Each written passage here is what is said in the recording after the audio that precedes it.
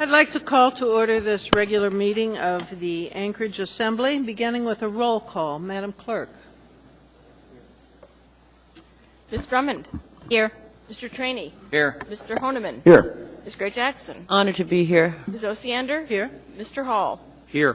Mr. Starr. Here. Mr. Trombley. Here. Ms. Johnston. Here. Mr. Flynn. And Mr. Birch is excused. Madam Chair, we have a quorum. Very good. I'd like to begin with the Pledge of Allegiance. Could PAC 103 come to the microphone and lead us in the Pledge of Allegiance? We'd appreciate it. Yeah, bring it down right in there. Go ahead. 3. I pledge allegiance to the flag of the United States of America and to the republic for which it stands, one nation, under God, indivisible, with liberty and justice for all. Thank you very much, boys. We do recognize scout troops when they come and visit us. So at this time, if you would like to tell us a little bit about what you're working on and introduce us, give us your name at the microphone, then you'll show up on the TV station when we play the meeting. So if you boys would like to come up to the front there and just say your name and what badge you're working on. Can you do that? My name is Evan, and I'm working on the communicator badge. Okay. I'm David, and I'm working on the communicator badge too. Very good. Hi, I'm Carl, and I'm working on the communicator badge too. Hi, I'm Chris, and I'm working on the communicator badge too. Hi, I'm Sebastian, and I'm working on the communicator badge too. Hi, I'm Isaac. I am Isaac, and I'm working on the communicator badge too. Excellent. Your troop is from Chugach Optional, is that right? Yes. Very good. Well, welcome to our meeting. Thank you for coming. At this point, we have some minutes. The first minutes are of the meeting August 30th, 2011. Move to approve. Is there any objection to approval? Seeing none, those minutes are approved unanimously. The next minutes are of the special meeting of September 7th, 2011. Move to approve. Any discussion? Any objection to approval? Seeing none, those minutes are approved unanimously.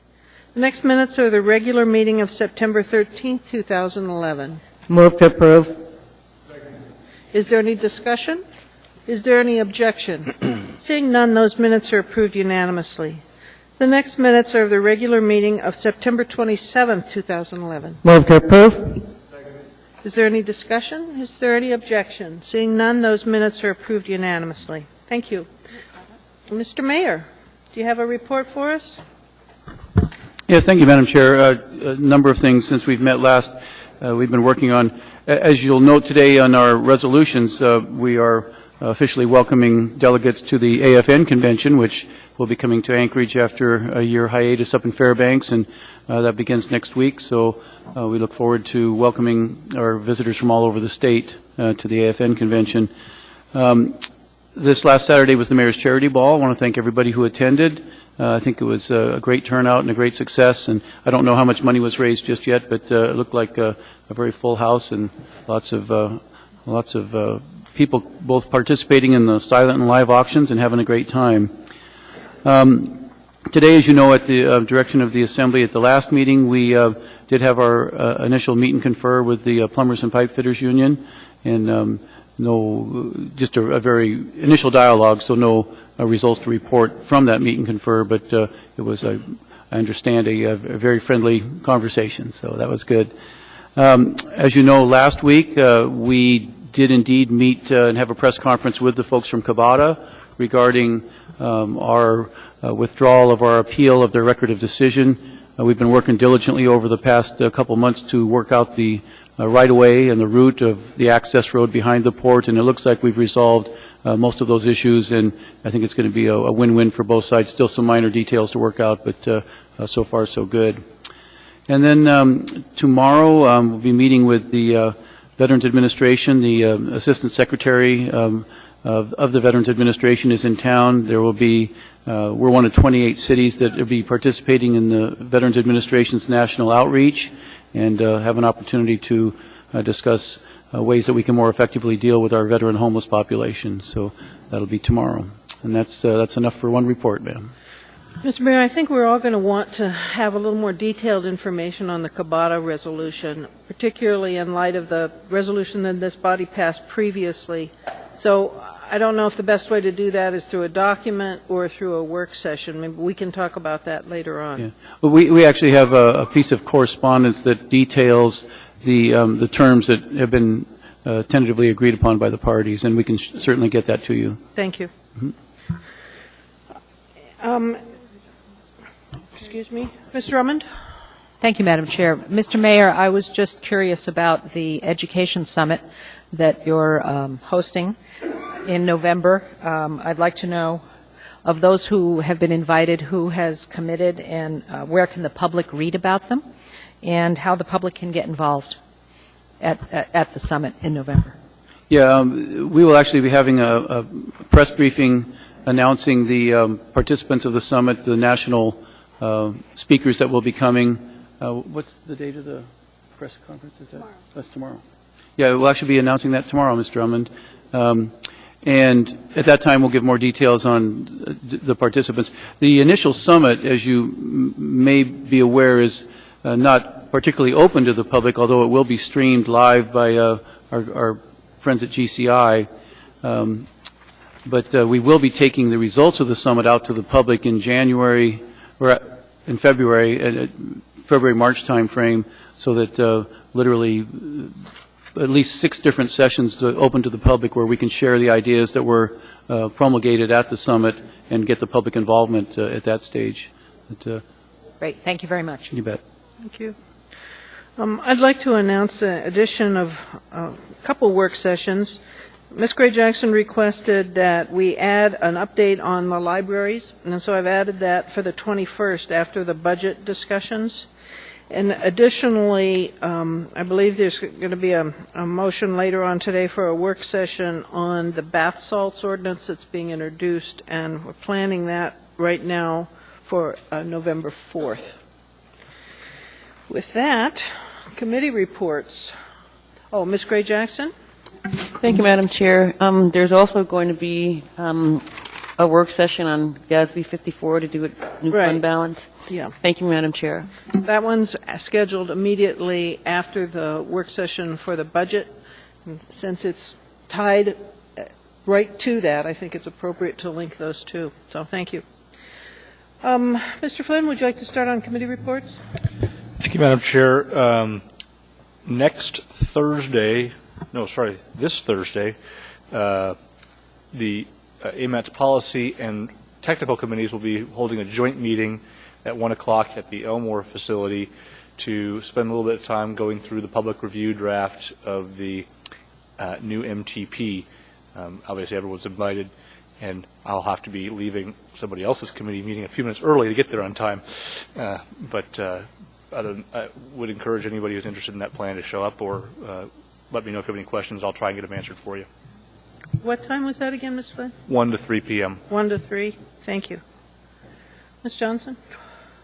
Yes, last week we had a very informative discussion with the AWW board as far as the budget and their rate increase, and you'll be seeing some of the work from that on the November 4th work session. And then this Thursday we will be meeting with Solid Waste Services during the noon hour. Thank you. Thank you. Mr. Trombley? Just one thing. I'm working on the budget resolution for the Anchorage School District, and I'm going to be presenting that on the 20th at the Budget and Finance Committee meeting. Okay. It's 20th, right? Thank you. Hey, Mr. Trombley, the school board requested that. Have you let them know that's the time frame for it? Could you please somehow? I will. I had a chance to meet with Chairman Gretchen Guess. And Very good. Thank you. Yep. Yes, ma'am. Mr. Starr? Well, in addition to the meeting on the 20th, there's obviously a work session to start to talk about the budget that's being introduced tonight And then just for the public's review, there's 3 public hearings tentatively scheduled once the budget starts coming up for public review, so we'll have ample opportunity to hear from the public. So 3 public review sessions on that and several work sessions at our level. Is there anything particular on that we're going to cover, that first work session, Mr. Starr? No, there's a general oversight. I'm trying to figure out how to get the BAC has already started their by departmental review. Budget Advisory Commission's out there doing their work. So we'll see how that best plays out, but it will be an initial presentation by the administration. Okay, thank you. Mr. Hall? No, thank you. Ms. Gray-Jackson? Thank you, Madam Chair. The Municipal Audit Committee will be meeting on Thursday at 2 o'clock in the Assembly Conference Room to go over the E911 audit performed by the internal auditor. Thank you, Madam Chair. Thank you. Mr. Honeman? Thank you, Madam Chair. We have the scheduled Public Safety Committee meeting is tomorrow at the Public Works Conference Room, and it's at noon to 2, and guaranteed to be likely some fireworks going off because we're discussing fireworks and as well as the potential changes in the towing code under Title IX. And we should have a proposal, I guess you could say, a working copy of a possible draft at the session. The tow companies that are on file with the municipal clerk's office have been notified. Hopefully we'll have everybody there because there's been some folks thinking that they haven't been advised or haven't been consulted, and we're wanting to have the discussion up front rather than presenting an ordinance and then coming back with several iterations. So tomorrow, noon to 2, and then a follow-up on a request that was made and to the administration, a request of the changes on Title 21, I believe done by the consultant, Mr. Coffey. I understand there's several contacts in the community that he's making, presenting the Title 21 changes, and had requested a couple of meetings back, I think, a copy of what is proposed so that we can lay it side by side with what was already provisionally adopted. There's been several members in the community that's confused. They're just getting anecdotal changes that are not. So I was wondering on a time frame when we could get that. Mr. Honeman, believe me, that is high on my agenda, and I regularly ask the mayor about it. My understanding is within a week, we're very, very close to having him release his proposed changes. Thank you. I did want to ask you, too, once you get a proposed ordinance, could you maybe email it to all of us? Because I think there's a lot of interest in that towing issue. Thank you. And I'll just refer that to Ms. Tucker to make sure we all get it. Thank you. Thank you. Sir? Nothing, Madam Chair. Ms. Drummond? Nothing, Madam Chair. Thank you. All right. With that, a motion to incorporate both the addendum and the late on the table would be appreciated. Move to approve. Move to incorporate. A motion was made by Mr. Honeman and seconded by Ms. Gray-Jackson. Thank you. Is there objection to incorporation? Seeing none, those matters are incorporated, and I will read them into the record. Added to the consent agenda in the D section is D13, AM 587, confirmation of executive appointment for Danielle Fagley for Director of Employee Relations. Delta 14 will be AM 588. It's a proprietary purchase for software maintenance agreement with In-House Transportation for the Municipality of Anchorage Public Transportation Department, $55,500. Delta 15 will be AM 590, Amendment Number 1 to Central Environmental Incorporated C20110751 for the Reeve Boulevard Heritage Land Bank parcel site remediation, $382,808.77. Under Information Reports, E4 will be AIM 108, Public Transit Advisory Board Resolution in support of the 2011 Alaska Community Transit Conference. For introduction, F10 AO100, an ordinance adopting and appropriating funds for the 2012 General Government Operating Budget for Municipality of Anchorage. Public hearings 1025, 11:8, and 11:22, accompanied by AM 554. F11 AO101 is an ordinance adopting the 2012 General Government Capital Improvement Program. Public hearings set 1025, 11:8, and 11:22, accompanied by AM 555. F12 will be AR 268 as a resolution approving the 2012 through 2017 General Government Capital Improvement Program, public hearings 1025, 11:8, 11:22, accompanied by AM 558. F13 will be AO 102, an ordinance adopting and appropriating funds for the 2012 Municipal Utility and Enterprise Activities Operating Budget and the 2012 Municipal Utilities Enterprising Activities Capital Improvement Budget, public hearing 1025, 11:8, and 11:22, accompanied by AM 556. Also for introduction on F14 on the agenda is AR 269. This is a resolution approving the 2012 through 2017 Municipal Utilities Enterprise Activities Capital Improvement Program, public hearing 1025, 11:8, and 11:22, accompanied by Assembly Memorandum 559.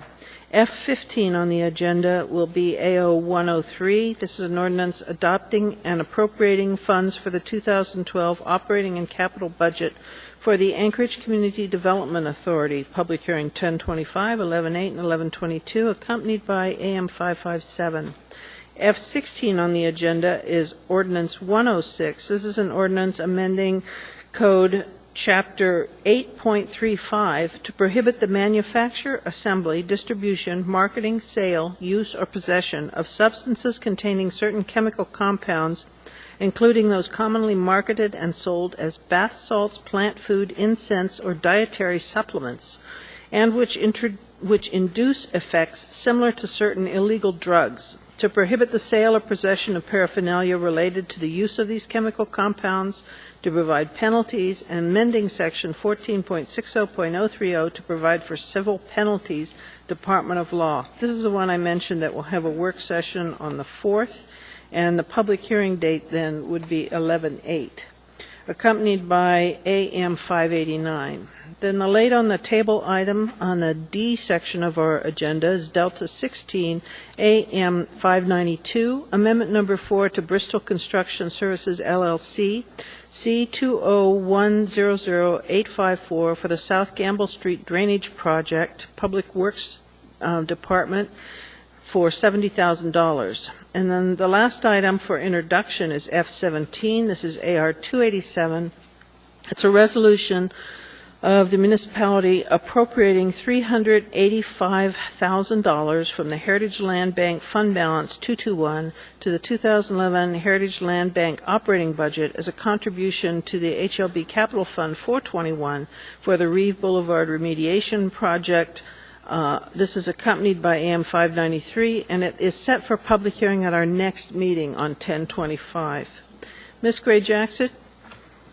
Thank you, Madam Chair. I was hoping that, unless maybe I just don't have it, we would have some backup for the ACDA's budget. Mr. Mayor or Mr. Vacalis, anything there?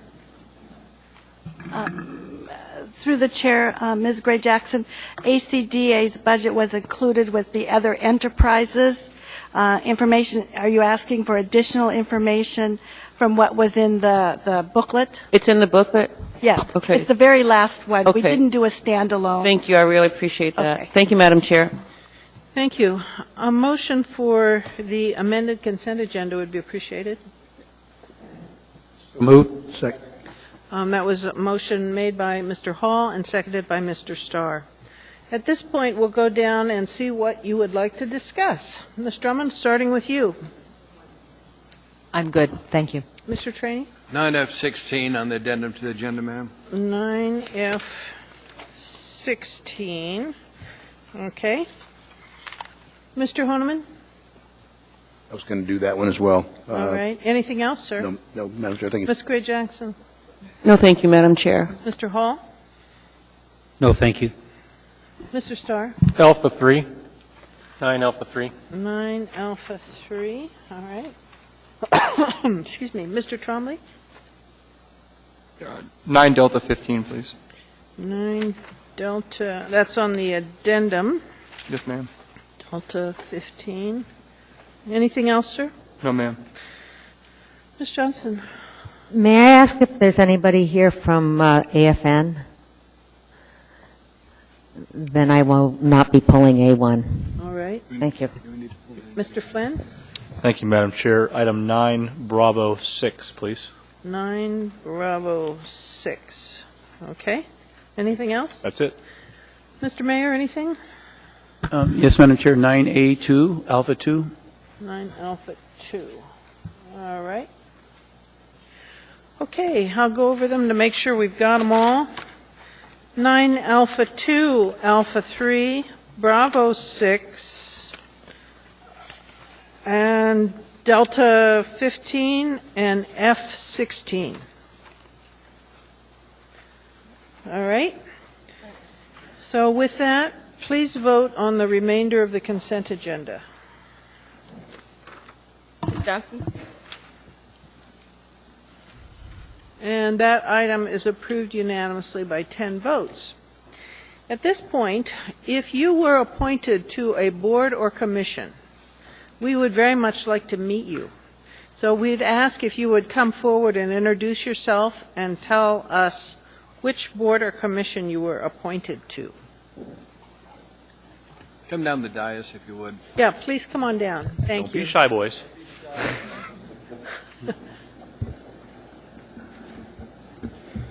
Mr. Mayor, Madam Chair, Assemblyman Flynn, and the remaining members of the Assembly, it's a pleasure to see you here this evening. My name is David Nesbitt, and I consider it a great honor to be appointed to the position on the Board of Ethics. And I very much look forward to meeting all of you and working with you and also serving my community in this way. I would also like to make an announcement for the Assembly record. I have a brand new baby girl who was born last Saturday at 5:27 a.m. And both baby and mother are doing very well, although my wife seems to have given birth to a nocturnal creature of the evening, of the night. So if I do have the pleasure of meeting you and I appear remarkably inarticulate on some matter that I should know something about, recalling my name even from time to time, then you will know why. It is simply sleep deprivation and not ill health. So, Sir, we thank you very much for your service, and I believe we've all been there. that's right. Mr. Mayor. Multiple times. Yes, I didn't know that David was going to make his own announcement because I was going to also announce that I thought this was his night to babysit, but apparently he escaped and is joining us instead. So congratulations on your new arrival, and thank you so much for serving on the Board of Ethics. Thank you, Mr. Mayor. I really appreciate it. Good evening. Thank you. Good evening. I'm Tony Cange. Through the chair, Assembly members, Mr. Mayor, staff, I really appreciate the ability to meet a lot of you as I served on the Budget Advisory Commission, and I look forward to serving on the Planning Board. Thank you. That's an important one. Thank you. Thanks. Hello, Madam Chair, Assembly people. My name is Richard Mystrom. I've been filling in a vacant position on the Parks and Recreation Commission for the last few months, and I've been asked to serve for another few years, and I'm happy to do it. Very good. Thank you very much.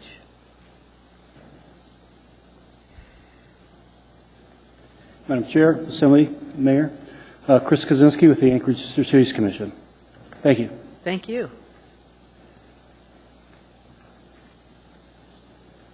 Madam Chair, Mr. Mayor, and Assembly, Ms. Peter Murphy, Parks and Recreation Commission. I look forward to serving. Thank you. Thank you very much.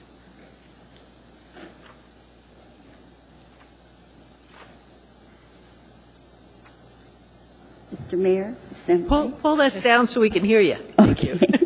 I start again?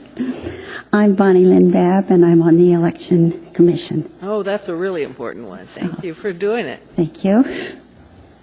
Well, oh, go ahead.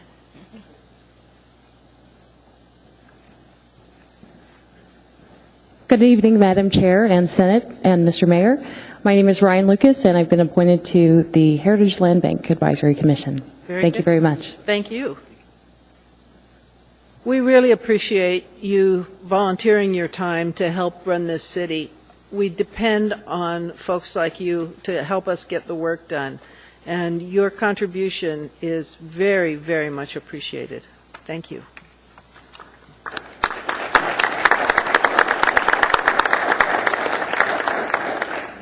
Madam Chair.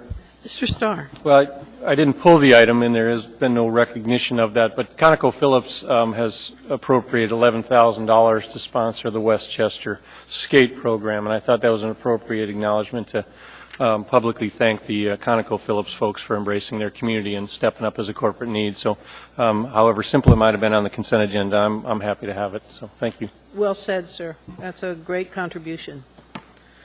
Thank you to ConocoPhillips. All right, the first item before us is 9A2. This is Resolution 271. It's a resolution recognizing October 2011 as Alaska Energy Awareness Month. Mr. Mayor, you pulled that one. Move to approve. Second.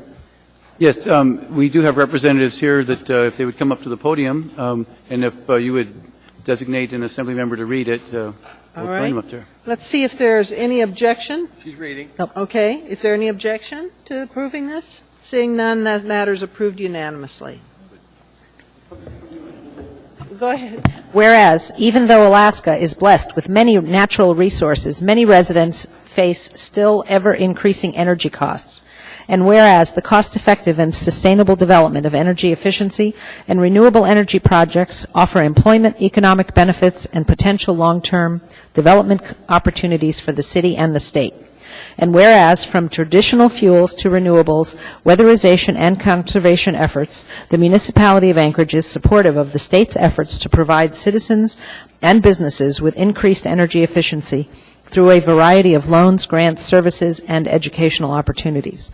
And whereas citizens are encouraged to take the following simple steps to improve energy efficiency: seal tight and ventilate right, get an energy audit, and remember to change your lights.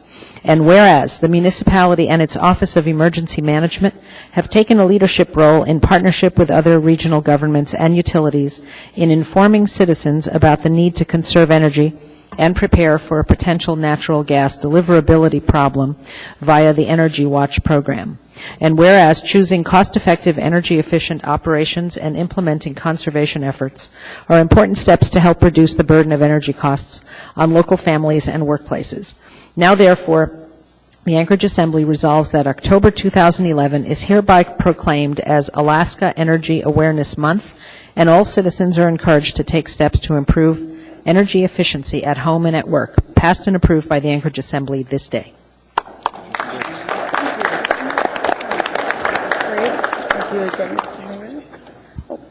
Well, thank you very much. This is what it's like to be on this side of the of the microphone. I'd like to thank again Madam Chair, Assembly, Mr. Mayor, for recognizing October as Energy Awareness Month. My name is Christina Grande. I do work for Green Star, and we're always recognizing businesses that do practice energy efficiency, pollution prevention, and waste reduction. I'm also here on behalf of the Alaska Energy Efficiency Partnership, which is comprised of 20 entities around the state, including state, federal government programs, tribal organizations, and businesses around the state. And we're here hard at work trying to raise awareness, really basic stuff, you know, like changing out your light bulbs. I even brought some props, like this 15-watt floodlight here, who can save you about $50, just as simple as that, you know. And then we also have a 20-watt, light bulb where you can change out your old incandescent lights, and that'll save you around $40, you know. And then just with the holidays around the corner, we have some LED lights that can save you 80% in energy savings. So just simple steps, you know, seal those windows, seal those doors, stay warm this winter, and everyone should save. Thank you again, and have a good winter. Ms. Johnson has a question for you. Yes, do you have off the top of your head how much, conservation is always considered the alternative energy, but it's the least one talked about. And do you have off the top of your head how much can be saved? Well, I do know that I did bring some notes, actually, because I thought someone was going to ask something like that. But I do have in my notes that nationwide buildings use more than 40% of all energy that we consume, and that is as much as our transportation and industry sector just put together. So, I mean, there is a big step into conservation, and then the next step is, trying to weatherize your home, maybe build more efficient homes, but just simple steps, changing out your lights, really sealing those little slips of cracks that you have where you can feel those drafts in your window and door frames. So that's the number I have right now. I hope that. Thank you very much. All right, thank you. The next item before us is 9A3 AR 272. This is a resolution recognizing October 1st through 16th as Binational Health Week in Anchorage. Move to approve. Second. Is there any objection to approval? Madam Chair, I'd like to amend the document just slightly. On line 6, insert the word citizen after the whereas statement. Just let me catch up with you here, Mr. Starr. On line 6? Correct. So it would read... Citizen health is what I'm referencing, I believe. Oh, I see. So it'd be whereas citizen health is an essential asset. Correct. I see. And that motion was made, but apparently not seconded. Yes, I second it, Madam Chair. Okay. That was then seconded by Mr. Honeman. You want to discuss it? No, it's Is more there- representative of what we're trying to address, I think. Is there objection? Seeing none, that amendment is incorporated into the document. We're now back to the main resolution as amended. Is there any further discussion? Is there any objection to approving the amended document? Seeing none, that's approved unanimously. Is there a representative here who'd like to accept that? Thank you. Yeah. I'd like to read it into the record. It'd be helpful. Please, sir. Resolution of the Anchorage Municipal Assembly recognizing October 1st through the 16th of 2011 as Binational Health Week in Anchorage, Alaska. Whereas citizen health is an essential asset for the economic and social development of the city of Anchorage, Alaska, and whereas Anchorage is strengthened by a large representation of Hispanic communities which require broader access to health care services. Whereas health care of immigrant workers and their families concern both the United States and Mexico, and therefore a binational approach is needed. Whereas Binational Health Week is one of the largest mobilization efforts of federal and state government agencies, community-based organizations, and volunteers in the Americas to improve the health and well-being of the underserved Hispanic population living in the United States.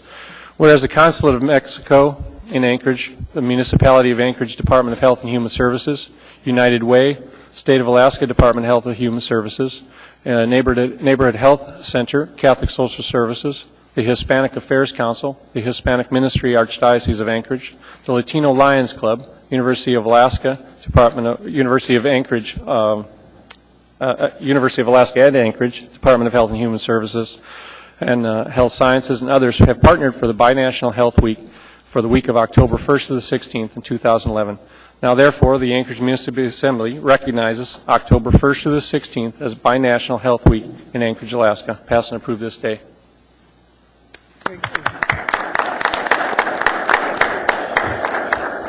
Thank you very much for this resolution, Honorable Madam Chair of the Assembly, Debbie Osiander, Honorable Assembly members.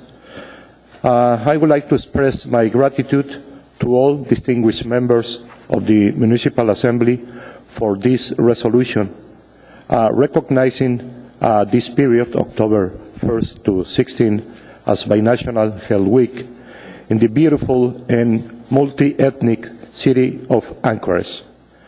Also, my gratitude to Mayor Dan Sullivan for his outstanding support to carry out the Binational Health Week for the second time in Anchorage, and the remarkable work done by the Director of the Anchorage Department of Health and Human Services, Diane Ingle, and her staff, as well as several community-based organizations and volunteers. In the framework of the 11th Binational Health Week, I am proud to inform you that the Anchorage Hispanic Community Celebration of Health was carried out on Saturday, October 8th at the Mexican Consulate by offering flu immunizations and blood pressure checks, among other health services. I look forward to continue working together towards a healthier future for our Hispanic American community, and I thank you again. We thank you, sir. And we have a couple questions, if you don't mind. Mr. Honeman. Thank you, Councilor Esparza. I was very privileged, Madam Chair, and members of the Assembly, to actually attend on Saturday morning and waited until later in the morning, so I was able to get a flu shot, have my blood pressure checked, all was well, and got to meet some quite interesting folks from different parts of Latin America. And I thank the Mexican consulate, who have the only official representation in Latin American Hispanic community, for opening your doors to allow such a health fair to be done in your premises. So thank you very much for your service to the community as well. Thank you. Thank you very much for your comments. Mr. Starr. Yeah, for those of you who know, I'm not a lifelong Alaskan. I moved up here over 16 years ago from Arizona, and I was an employer down in Arizona, and we had such a program that embraced it. And this testimony right now is just a shout out to the employers that have the responsibility, the immigrant workers, the legalized folks that are here in our country. Bettering themselves really have obstacles perhaps that I think are best addressed by the employers. And so I really look to that and can be a liaison to some of those employer groups that have that immigrant connection, from a language barrier issue to how do you do it, how do you work government, how do you work with that. And we had quite success down in the Arizona marketplace, bringing those vital workers to the table, and really did have an impact, I think, on them. So I appreciate your energy, and the binational support is definitely there, and hopefully we can do it community to community as well. Thank you very much. I appreciate very much your remarks. Thank you, sir. Madam Chair, thank you very much. Thank you. The next item on our agenda is 9 Bravo 6. This is AR 278, a resolution appropriating an amount not to exceed $7,300 as a contribution from the Tricentennial Fund 252 to the Miscellaneous Operational Grants Fund 261 to close out the Tricentennial Fund 252, accompanied by AM 565. Move to approve. That was moved by Mr. Flynn, seconded by Ms. Johnston. Mr. Flynn. Thank you, Madam Chair.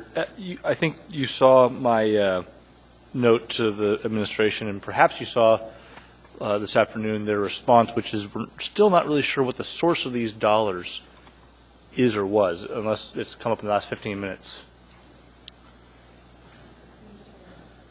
Mr. Vacalis or someone? Yeah, through the chair. We have been searching through the minutes of Assembly meeting notes back in 1977, and as of 5 minutes ago, we were not able to identify the donor.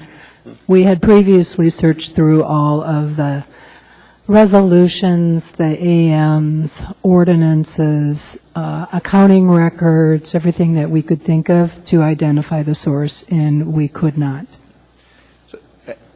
I know it's sort of, I appreciate the sentiment behind this. I think it's an appropriate step to take.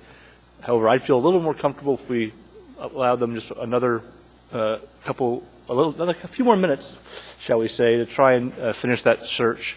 So if the donor or their heirs is still around, we could at least advise them that we're making this change and see if they have any input. Are you about to make a motion, sir? Yes, I am. I'll move to postpone this to our next meeting. Second. Discussion on that. Ms. Johnson, I didn't know on that matter. Go ahead. With this action, you're still going to be able to track these funds, is that correct? That is correct. Our ability to track the funds is unimpacted by moving it from a fund to a project. As a matter of fact, with the SAP implementation, we will be able to electronically attach a record that identifies how these funds are to be used in year 2076 so that they will not be lost in the system. So my question, Mr. Flynn, what are we doing by postponing it? Because we still are tracking it, we know that it's going to be there, and they will be able to still connect maybe with the heirs or whomever. I don't disagree with your point, Ms. Johnston. For whatever reason, our forefathers set up the Tricentennial Fund, 35 years ago now, 34 years ago, and before we get rid of it, I'd just like to, if possible, get the feedback from those who established it. Ms. Johnston? One more follow-up question. In your tracking, is it still called the Tricentennial Fund? Yes, it will. The project will be titled the Tricentennial Fund. So We will still be able to track and do everything. It just would not have a separate standalone fund. It will be a separate project within the accounting system. Okay, thank you. For that reason, I'll be a no vote on this amendment. Ms. Mahoney, you were in queue. Anything else you wanted to add? I just wanted to say that we are really going through our best efforts to enable a really clean transition from PeopleSoft to SAP. And a part of that is to clean up records and really try to look at what is material and what do we really need to track at the fund level. This was a part of that analysis, and so I would really appreciate your support in trying to streamline our operations and make them more efficient. All right. I'm going to put this on the board. Then the vote will be on postponing it to our next meeting or not, to continue it, Scary. Ms. Drummond, Mr. Trainee? Everybody? And that is approved, so it will be continued. That's 6-4. All right. The next item before us is the item for introduction, AO 106, amending Chapter 8.35 to prohibit the manufacture, assembly, distribution, marketing, sale, use, possession, What reading, substances. Adam? All right, basically the bath salts. Move to introduce. I think you missed 9 Delta 15, Madam Chair. I apologize. I did. Nothing personal, I'm sure. Then you'll bring back 16 in a bit. All right.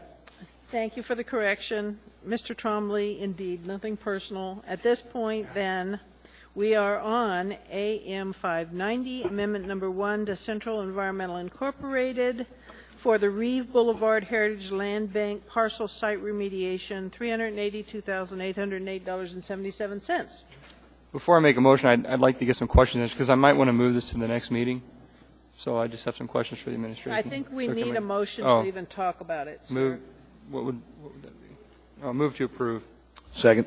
All right, that matter is now before us. So, Mr. Trombley, go ahead. Okay, this project is 30% done, and at 30% done, they're already asking for an additional $382,000, which at 30% completed, I think that's a bit premature. Now, I did have a chance to talk to Mr. Vikalis about this, and there's a couple of things I want to point out, is that in the memorandum it says that there was an extensive soil boring program that was undertaken, and the approximate limits of the contaminants on the site were mapped, estimated quantities for the different types of soil contaminants were made. Later on it says the project is now 30% complete, and an extensive amount of debris has been discovered that was not expected. Well, there's a conflict there, because if it was extensive, I'll tell you what, Mr. Vikalis, if you could explain exactly why that the extensive boring program clearly wasn't extensive enough. Yes, thank you. Thank you for the opportunity, Mr. Trombley, to try to explain this. First of all, what we're asking here is additional funding for the contractor that's cleaning up the site. The actual research and the actual investigation of the site was done by another environmental investigating contractor. And what I told Mr. Trombley earlier when he asked me the question, well, why are we discovering stuff if we went ahead and investigated the site? And what I responded to him at that time was, and the answer is still the same, and that is that we are looking at the means and methods that was used by the consulting firm that did the site investigation. And when I say that, what I'm saying is that we're looking to make sure that they met the standards that was required of the RFP and the standards that's required for a site of that size with that type of contamination. If we find that they did not use the proper technique or means and method, then we'll take whatever action we need to be whole.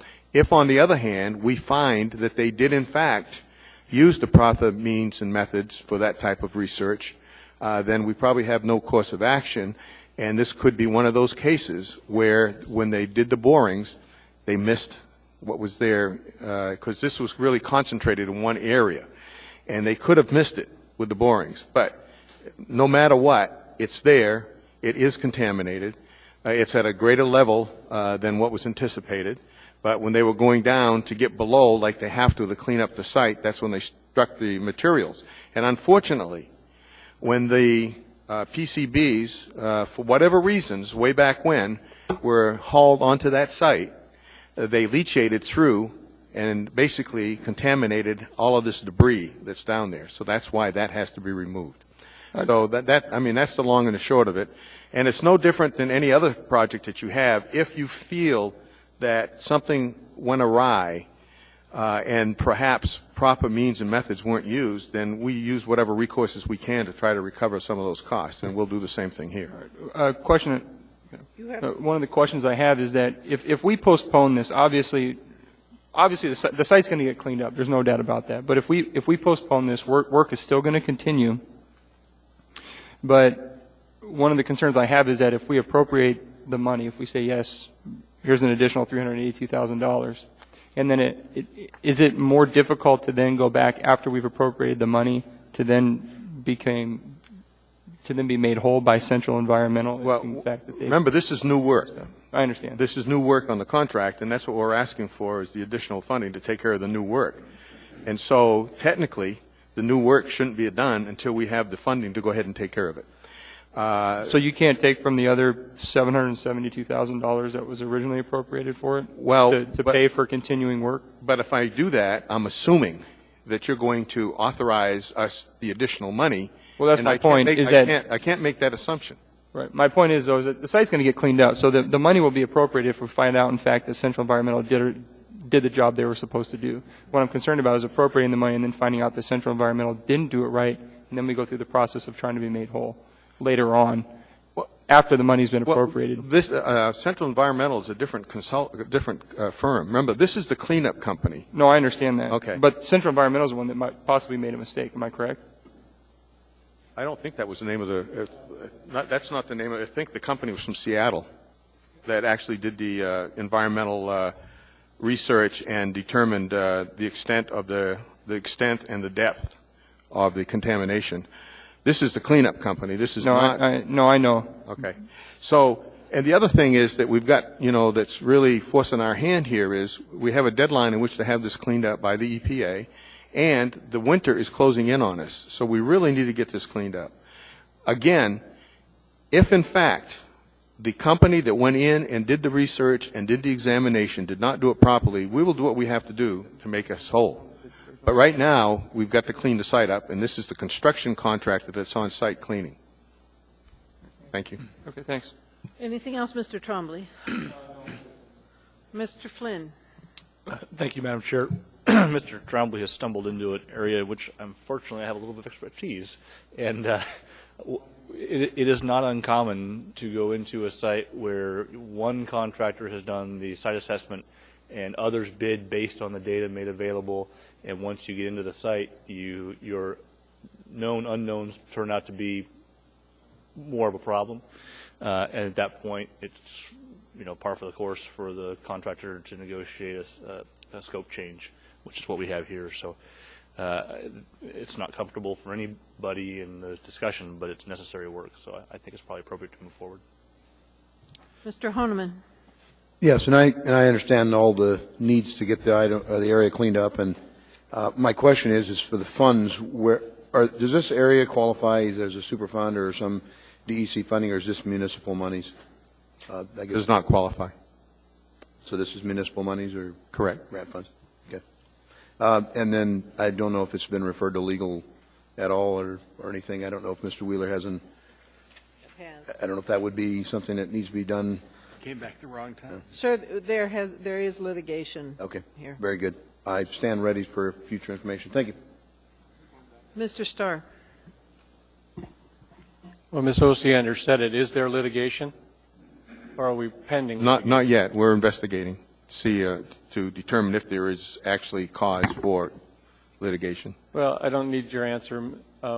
Mr. Wheeler. Thank you. But I do have some comments that are generalized. And when I've sort of stayed around on the topic, and it was initially presented to us some years ago that this was sort of I thought, an ML&P generated waste product. And when you look at the photo on the back of the change order request, there's mature trees and stumps and overburden clearing. Do we have more than one potential dump site going on here? Did some of the Glen Square products from the ML&P cleanup get merged with others? Do we have a bigger problem than we first thought now that you're seeing expanded contamination? Mr. Vakelis, I know you're not an engineer, but it's a little bit different than I thought. We had spoils and soils that were leachate over many, many years of a substation, and now I'm seeing mature trees that are going to ship to Seattle to be burned off. Is that what's happening? Well, I think you're seeing two things. First, the contaminated site originally, of course, was out there at Glen Square. We knew of no contamination whatsoever on Reeves Boulevard. The contaminants on Glen Square was from several sources, certainly transformers, the PCBs, but there was also petroleum product, et cetera, that had basically migrated from the top of the hill, and an activity that took place up there not associated with the municipality, and that was also contaminants. Now, at some point in time, as you know, about 5 years ago, somebody made the decision to move the material from Reeves Boulevard, from the Glen Square site, so that project could continue, and clean up that site and take the contaminated soils and dump it on a site that the municipality has owned for years and years, and I think they got it from a foreclosure. But the bottom line is, and it was dumped on that site. So now what we have is we have two contaminated sites. We have the site that was supposed to have been cleaned up, and now we have the Reeves Boulevard site. Mm-hmm. Now, we do know that PCBs were dropped on that site because when we tested them way back when, we found that they did have PCBs. What we didn't know was if there was any other further contamination at a lower depth. And what we're finding now, we think, is the contamination that was been there for a number of years at a lower depth, because there's old bicycles in there, there's all kinds of metal debris, there's wires, you name it, it's there, and there is tree stumps and everything else. Now, how long they were there, we don't know at this time, but we do know that the contaminant of the PCB and some of the petroleum product came from Glen Square. I understand, and I guess just the prudence in the discussion, sounds like you're on top of it. It would be the appropriation of the settlement funds, if I can call them that, where if we have an obligation from the ML&P group to sort of have care and closure on their products, we would get an appropriation from the ML&P enterprise dollars, and then we would be on the hook, as Mr. Honeman said, for city dollars. But I would want to stay abreast of our ability to recapture as part of a cost of doing business from the ML&P group to reimburse the city. It's a burden that the taxpayers perhaps shouldn't pay entirely. So thank you. Mr. Trombley? No, I'm good. I'm clear. Actually, no, I will ask just to make sure. Go ahead. All right, so to understand, if we don't appropriate this money, then the project will stop. We need to appropriate this money in order for the project to continue, which does not affect the ability to go back at the the group that originally did the environmental study, correct? That's correct. Okay. If we can find that they were improper in their methods and means. Thank you, Mr. Vakelis. Seeing no one else in queue, please vote on this. It passes unanimously, 10-0. All right, now, Mr. Trainee, we're down to F16. This is A0106. This is the ordinance pertaining to bath salts, plant food, incense, and dietary supplements. Move to introduce, Madam Chair. Second. I need a third, and Ms. Johnson was a third. Mr. Trainee, you want to speak Thanks, to ma'am. it? We need to have a meeting of the Assembly on this. I'd like to move this. I think you planned it for what, the 25th or the 4th? What day did you plan? The work session on the 4th, public hearing on the 8th. Okay. NADME's a co-sponsor. I was talking to one of my sons who's a state prosecutor. There's a problem with this particular item because under state law they can't charge people with DUI because it's not a controlled substance by the state laws. So what they have to do is wait till the state legislature meets this next year and then add it to it. So we can take advantage of our ability to add this to a controlled substance now. And so I would encourage anybody that's selling this to get it off your shelves, because I fully think in a couple of weeks we'll ban this particular item, because it's terrible damage is being done to children out there who don't understand what it is. Well, Thank you, Madam Chair. Certainly was an education even to read it. Mr. Honeman. I'd like to also be added as a co-sponsor on it. All right, very good. All right, that item is introduced, which means we have concluded the consent agenda. Under old business, the next item before us would be 11A, the Planning and Zoning Commission appointments of Mr. McKay and Mr. Hickle. And those items were postponed from 9/27 to permit the comment period. There has no motion pending. Move to approve, Madam Chair. Second. That was moved by Mr. Trainee and seconded by Mr. Honeman. Any discussion? We're lucky Please to have vote. them, Madam Chair. I've read the resumes. They'll be a good addition to our Planning and Zoning Commission, especially given what they're going to be dealing with. Very good. Please vote.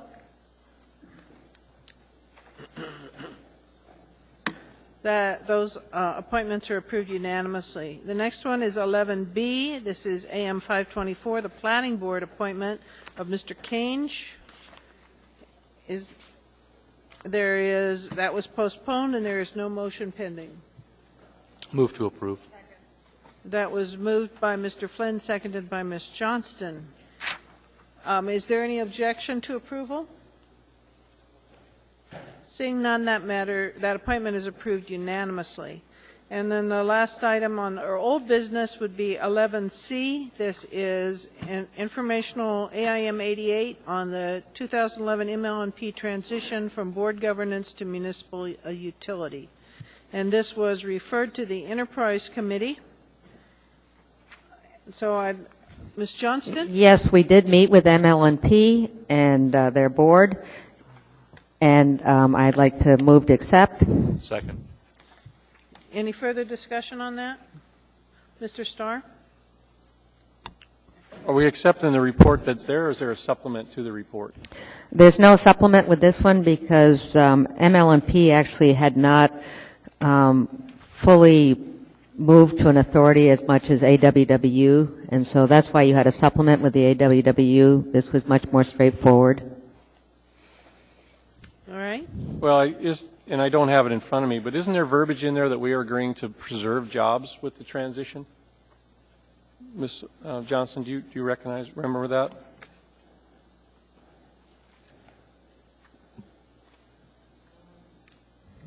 Be honest with you, it's been a while since I've read it. Can anyone answer Mr. Starr's question?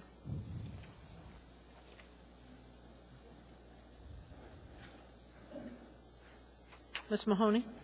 I recall that there was a comment that quoted me that said there would be no immediate reduction in jobs as a result of the transition. Anything else, Mr. Starr? No, I can't generally say that at this body we would be able to secure that pledge, even though it's just guidance from the board that's closing out. So does the administration have any comments about future efficiencies as it might relate to that? I guess I don't mind accepting the report, but I'm not sure that I agree with binding into that pledge. Mr. Vacalis or Mr. Mayor or Ms. Mahoney? Well, yes, Madam Chair. As you know, we've been working diligently over the last 2 years to find efficiencies in every avenue of government, and as the utilities come back into general government, we're going to be looking for efficiencies in those operations as well. We owe it both to the ratepayers and to the taxpayers to do nothing less. So that's. I appreciate that answer. Thank you. All right. Seeing no further discussion, please vote on this. That matter is approved unanimously, 10-0. I know we just did P&Z appointments, and I see at least one of the gentlemen here. I don't see Mr. Hickle. Could you come forward if you were just appointed to a board or commission and introduce yourself?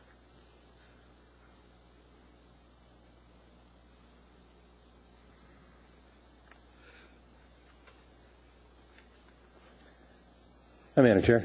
It's Mr. Pete Mulcahy, who had just been approved for the Planning and Zoning Commission. So I'm looking forward to serving the community in a new way here. So thank you. Thank you very much for your willingness to serve. Ms. Johnson? I've seen you practice with rubber duckies, and I think you're prepared for this. Well, a little bit like herding rubber ducks, I think, yeah, maybe. Thank you. For those of you who are confused by that comment, it's tied with Mr. I'm sorry, the Rotary, his Rotary involvement involves a duck race. And that's what that was. Thank you. Mr. Starr. Well, just one who served on this very body, Pete, it's going to be a challenge. You've got a few things coming on, and I appreciate your Eagle River Chugiak connection as it relates to the Chapter 10. It'll be in front of your body and some of the hard work. So don't hesitate to reach out to those that have some historical and those that served before you, too. So I was at planning today and got my box of homework, and I will be leaving after this to go start studying. Yeah, Yes. and those that haven't served on that body, that there's the stack of paperwork is almost more significant than this body, and we'll do that. So thank you for stepping up to the challenge. Thanks. Thank you very much. All right. With that, we are down to new public hearings, but dinner is here. So I'm going to, at this time, go for our short dinner recess, and we will be back in about 20 to 30 minutes. Need by AM 399. If you'd like to speak to us on this matter, please come forward. Hearing and seeing no one, public hearing is closed. Madam Chair. That was postponed indefinitely. Mr. Tranny, do you want to speak to that? No. Mr. Hall? Yes, Madam Chair, I would like to postpone this item indefinitely. Then I'll withdraw my Could motion. you turn on your mic, sir? Move to postpone indefinitely. Would you like to speak to it, Mr. Hall? Yes, ma'am. This is one that we're probably going to let sunset. There's very little participation in it. There's no logical reason to continue. Isn't this the one that they haven't met for a certain time period of some years? Yes, number of years. All right. Anybody else on this matter? Seeing no one, please vote. And the motion is to postpone indefinitely. Motion was to postpone indefinitely. And that passes with 9-0. And I do want to stop for a second to recognize some scouts who are here. If the scouts could come forward and tell us their troop and what badge they're working on.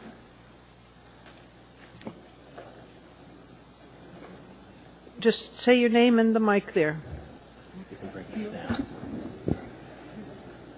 Hi, I'm Rye Weddleton, and I'm from Troop 210, and all three of us are working on our citizenship and the community badges, and this is our last requirement. Very good. I'm Sid Munoz, and I'm also in Troop 210 and working on the citizen and the community. Hi, I'm Jared Smith. I'm also in Troop 210, and I'm also working on the community merit badge. Very good. And where does your troop meet? St. John's Methodist Church. Very good. Well, welcome to our meeting. Thank you for coming. And we also have some popcorn that my friend Sid will give you. Some popcorn that, I'm sorry? You lost me. It's Boy Scout popcorn. Oh, you're selling popcorn? No, here to give it. Oh, you're giving us popcorn. Okay. That comes over here, Madam Chair. I think that goes to the clerk, Mr. Mayor. Madam Chair, send that to the Board of Ethics, please, ma'am. Thank you. Thank you very much. Thank you. Thank you. Madam Chair, Mr. Honeman? I'm sorry, I just was coming. Where's Troop 210 based out of? St. John's. I'm Thank sorry. you. I apologize. All right. The next item before us is 14B, AO 78. This is an ordinance amending Code Chapter 4.60. This is about the Mountain View Community Rec Center Advisory Commission. Mr. Hall? Mr. Hall? Yes, madam. I move to postpone indefinitely. Second. Oh, I'm sorry. I just forgot the public hearing, which is very remiss of me. I apologize. If anybody would like to speak to us on this matter, please come forward. Hearing and seeing no one, the public hearing is closed. Now, Mr. Hall, say it again, please. I move to postpone indefinitely. Second. Mr. Flynn? Thank you, Madam Chair. I just wanted to, for the edification of the body, I did bring this matter to the Mountain View Community Council, which, by the way, meets in the basement of the Mountain View Recreation Center. They did endorse sunsetting this particular commission. Very good. At this point, please vote. The motion is postponed indefinitely. And that passed 10-0. The next item before us is 14C. This is AO 79. This is an ordinance amending Municipal Code Chapter 4.90 to reauthorize continuation of the Watershed Natural Resources Advisory Commission beyond the scheduled sunset date of October 14th, accompanied by AM 399. If you'd like to speak to us on this matter, please come forward. Hearing and seeing no one, public hearing is closed. Move to approve. Is there any discussion? Seeing none, please vote. Madam Chair, I think we need to amend it first. All right, I'm going to reset the vote here. And I'll make the motion. And what's your motion, sir? On page 1, line 35, I'd insert in the blank spaces October 14, 2014.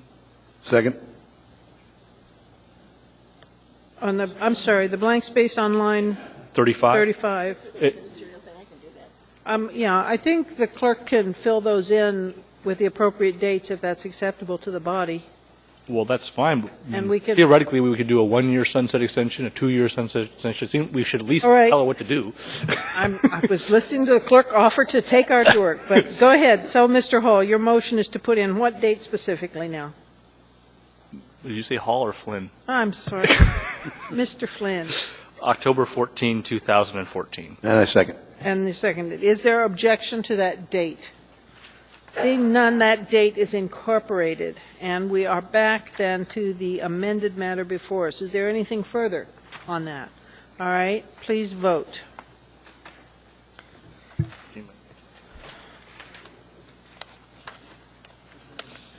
And that was approved 10-0.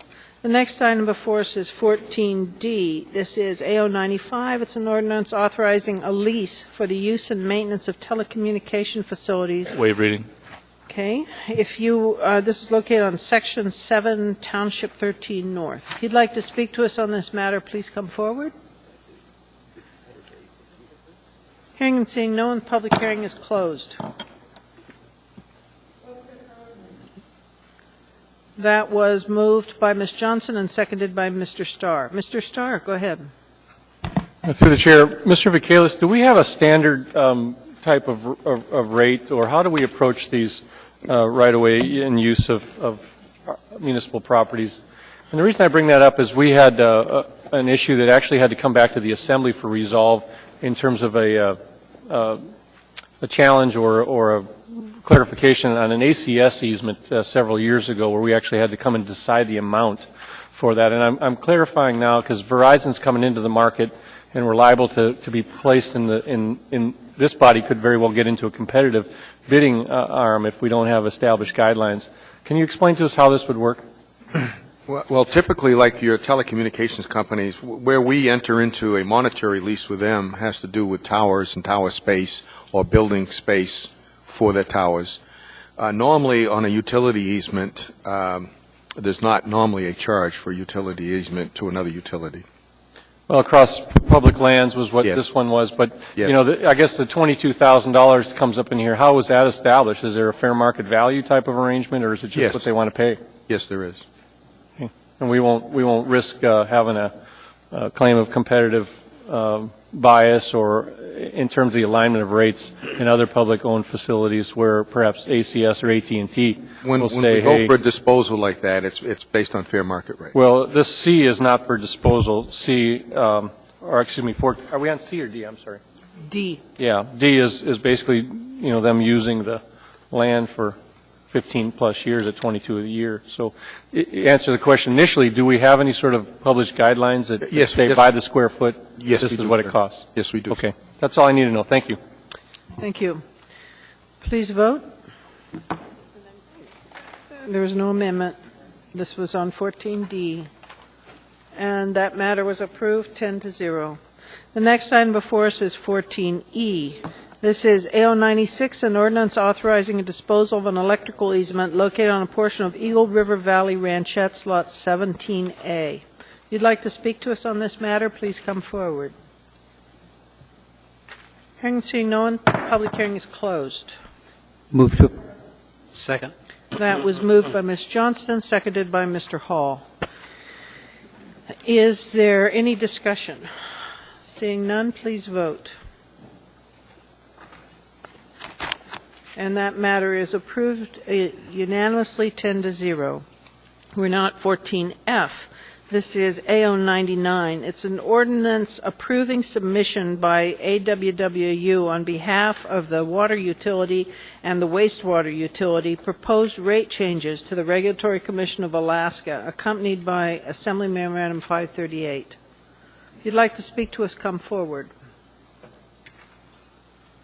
Hearing and seeing no one, public hearing is closed. Move to approve. Second. Please vote. Yeah.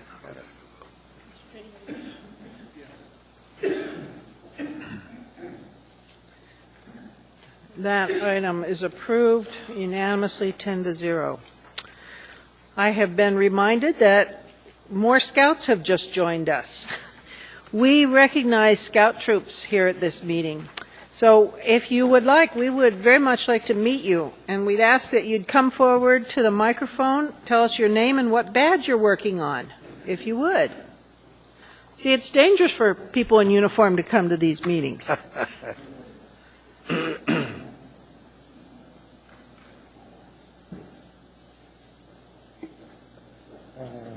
Could you lift the microphone up so we can hear you on the, okay? I'm Russell Fenton. I'm part of the Troop 268, and I am here to work on the communication, or the citizenship and the communication merit badge. Very good. I am Vance Huntsman, part of Troop 268. I'm also here to work on the communications and citizenship in the nation community merit badges. Very good. Where does your troop meet? At the Anchorage Arctic Chapel of LDS. Very good. Thank you. Welcome to our meeting. Thank you. All right, we're now at 14G on the agenda. This is AO 97. It's an ordinance authorizing disposal of real property legally described as Lot 2, Airport Gateway Subdivision, tax ID 010302121, accompanied by AM 521. If you'd like to speak to us on this matter, please come forward.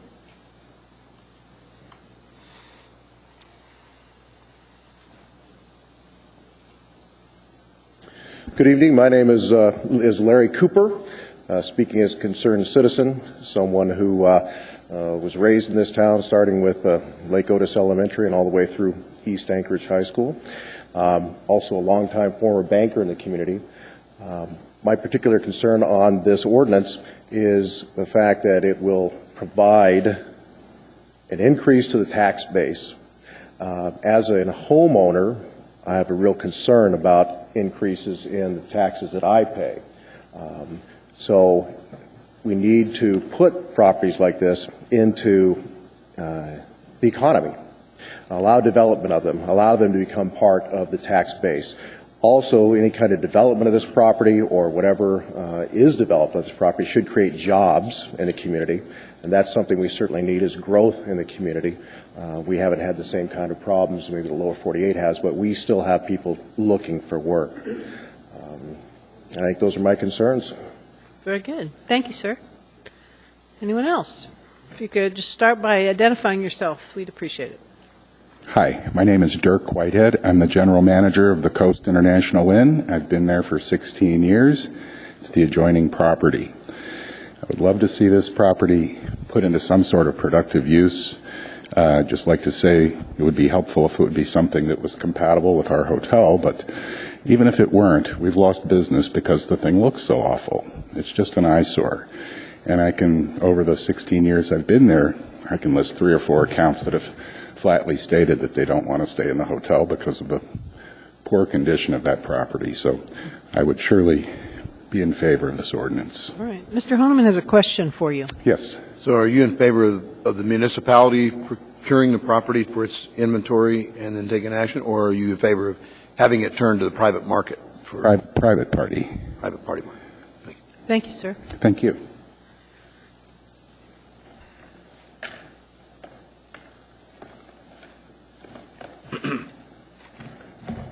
Taller. My name is Ron Filomonov, and thank you, Madam Chair and Assembly members, for giving us time to speak. I'm here to speak in favor of Ordinance AO 2011-97 regarding the property at Lot 2 Airport Gateway. I am also here as a citizen of Anchorage. I am a homeowner, and I would love to see our tax bases hold steady or be lowered. And putting more of our property into commercial use, private hands, will ensure not only that we have more tax-paying properties on the rolls, but it would also provide for opportunity to create jobs. The community of Anchorage, like the rest of Alaska and the lower 48, are all struggling because the economy is in the dumps. And so we need to figure out and find ways to create more jobs in the private sector so we can feed the economy and our tax bases that feeds our services. I'm also representing the adjacent owner to the property. We see the property as a valuable asset not only to the community but to our property as a business, and we believe by putting it again into a productive use, a compatible use with our use, that we would not only create additional jobs but additional incomes and tax revenues that will benefit not only the municipality of Anchorage, the citizens, and of course our property. I urge you and ask for your support of approving resolution or the ordinance AO 2011-97. Thank you. Mr. Flynn has a question for you. Over on this end, Mr. Filomonov. Thank you for coming down this evening. You said you own, or your company owns, an adjacent property. Which company is that? It is the International Inn, TDX. We actually bought the property from the Heritage Land Bank several years ago, and is a prime example of how selling the Heritage Land Bank land can be put into productive use. So, thank you. Thank you, sir. Thank you. Anyone else who'd like to speak to us on this matter? Hearing and seeing no one, public hearing is closed. Mr. Trainee? Just move approval or second, whichever one's open. Second's open. All right. So it appears that Mr. Hall moved it and Mr. Trainee seconded it. Mr. Trainee, would you like to speak to it? Just administration, who's been responsible for doing the environmental cleanup on this? Because this was a National Guard armory, and I remember going there in the 70s and 80s and watching people simply drop chemicals onto the ground. So who's cleaning it up? Us or the state or who? Ms. Oswald will be down there to answer your question. Thank you, sir.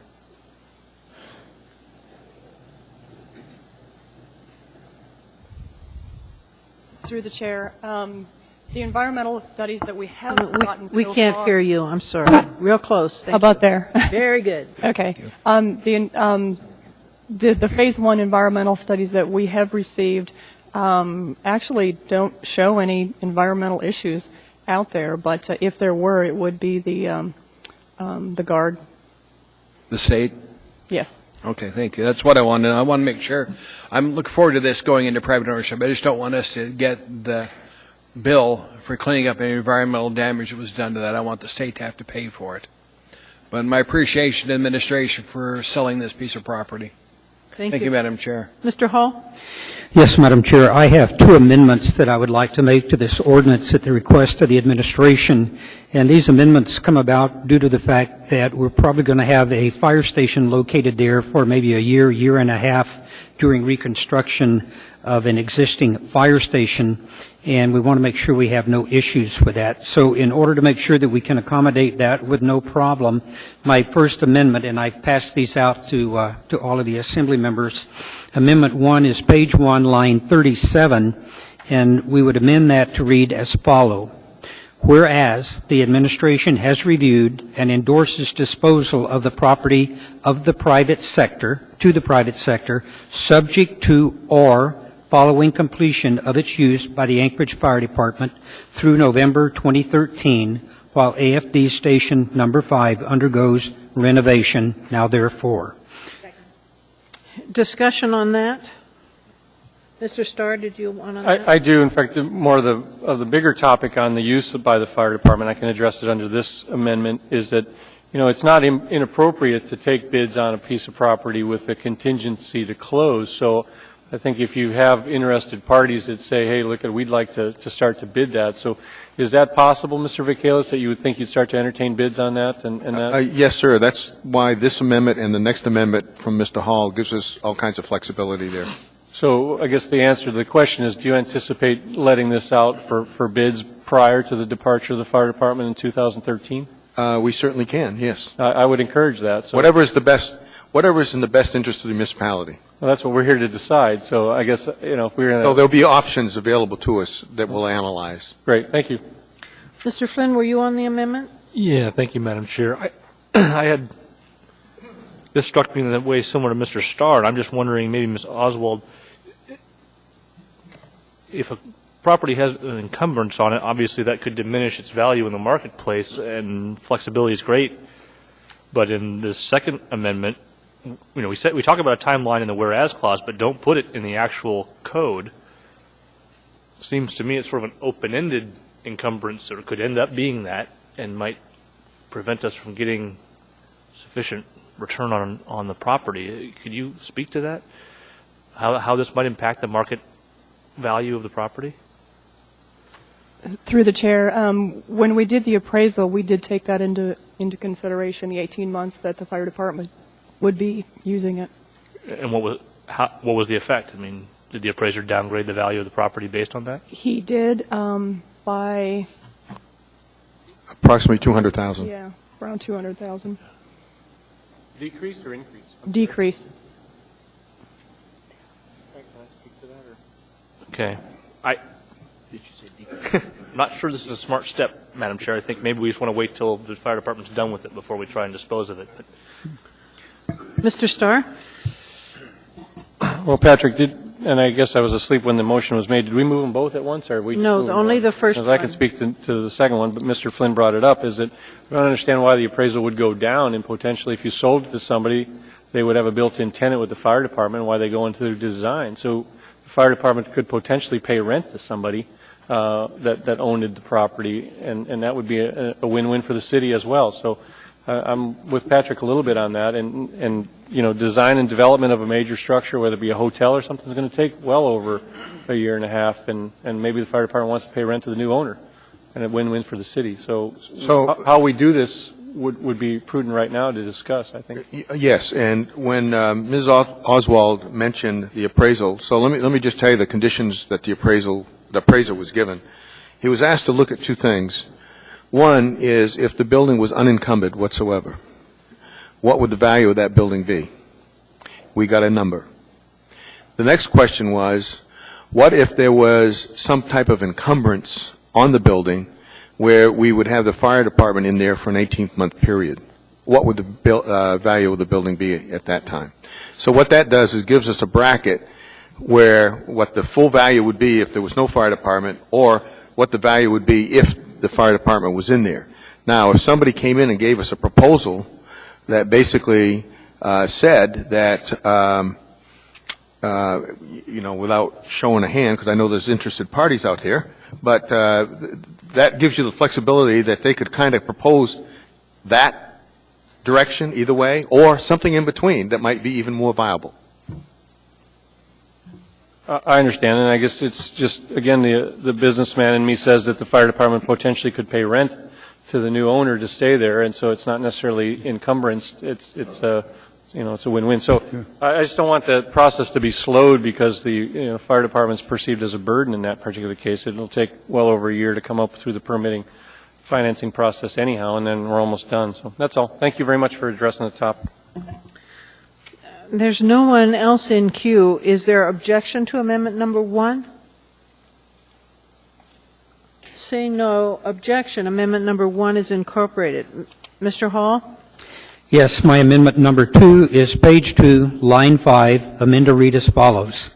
Section 1, the disposal of Lot 2, Airport Gateway Subdivision, is approved for disposal via sealed bid sale for minimum fair market value with or without an encumbrance for the benefit of the Anchorage Fire Department.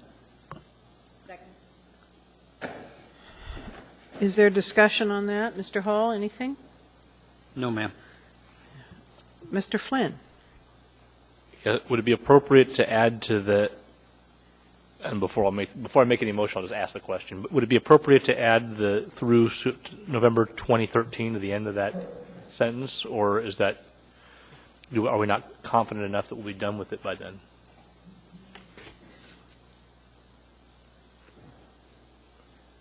Got the hot potato back, Ms. Oswald. Through the chair, construction's construction. We assume that's going to be November of 2013. Here's how I look at it right now. We're very confident that the department will be out of there by then, unless there's something way beyond any of our control. We're confident that they'll be in there because it's really a pretty straightforward design and build. So, with that, Madam Chair, I'd make a motion to add through November 2013 at the end of the amendment. Second. Right. The amended amendment is before us. Is there discussion on that? Is there objection to that? Seeing no objection, that's incorporated into the amendment. Amendment 2, as amended, is before you. Is there discussion? Is there objection? Seeing none, Amendment 2 is incorporated, and the main matter is before you as amended. Is there any further discussion? Seeing none, please vote. That matter is approved unanimously, 10-0 as amended. Thank you. The next item before us is 14H. This is A098, an ordinance authorizing a consolidated amendment of the preferential usage agreement, leases, and permits between the Municipality of Anchorage, Port of Anchorage, and Horizon Lines, LLC, accompanied by AM 552. If you'd like to speak to us on this matter, please come forward. Hearing and seeing no one, the public hearing is closed.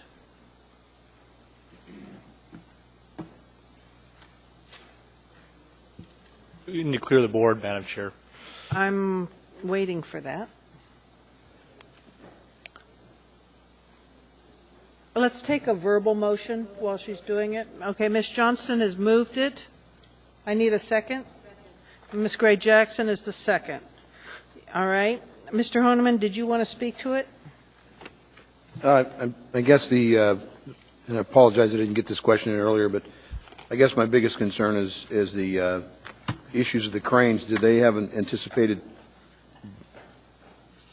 date, I guess, of arrival on these items? No? Mr. Vacalis? I'm sorry, I was trying to catch up on something else. I'm His sorry. question was, are the cranes, their date of arrival, You have an idea included in this matter, and if so, do we know when? The answer is this is just their lease. It has nothing to do with the cranes. Cranes part of the construction. They're using the current cranes and will until they're located to another location. So this is not tied to the cranes at all. This is tied to the location of the area in which they're using for storage of their equipment prior to shipping it out on trucks and or putting it back on the ships. Maybe I could help out here, Madam Chair. I would appreciate it because I'm still a little perplexed. I read cranes everywhere and liability for cranes and insurance for cranes. Mr. Flynn. This addresses the existing cranes and the requirement that they be maintained in good repair and insured so that if others wish to use them, they may, and then Horizon is compensated if somebody else is using them. I thought your question was, is this doing with the new cranes coming in? Oh, okay. No, Very good. that's where I was. No, it's the existing cranes. All right. Bucks Joby now. All right. Mr. Minute. Anybody else on this? Okay, everybody's clear. With that, please vote.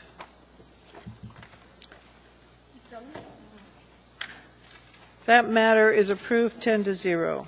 The next item before us is 14I. This is AR-262. It's a resolution approving an alcohol beverage conditional use for a beverage dispensary use and license number 4367 in the B3 district for El Rodeo Waive reading. Incorporated, El Rodeo Mexican Restaurant. If you'd like to speak to us on this matter, please come forward.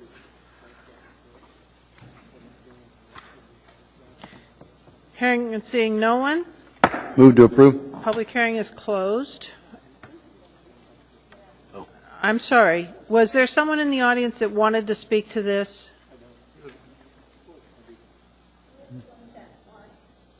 Okay, you don't have to speak. We acknowledge that you're here. If anybody has a question, I'll call you up to answer the question, all right? Sir, did you want to speak on it anyway? Yes, I did. My name's Kevin Anderson. I'm the attorney for the seller, Mr. Vern Thacker, 422 Inc. Correct, right? Okay, sir, you need to start off with your name and My spell name's it. Kevin Anderson. Okay. Anderson. All right, go ahead, sir. I'm the attorney for the seller. All right. We believe that we've gone through all of the hoops that are necessary to sell this license, and we would recommend that you approve the transfer to the proposed buyers. That's all we have to say. If there are any questions, I'd be glad to answer them. Mr. Right now. Honeman has a question.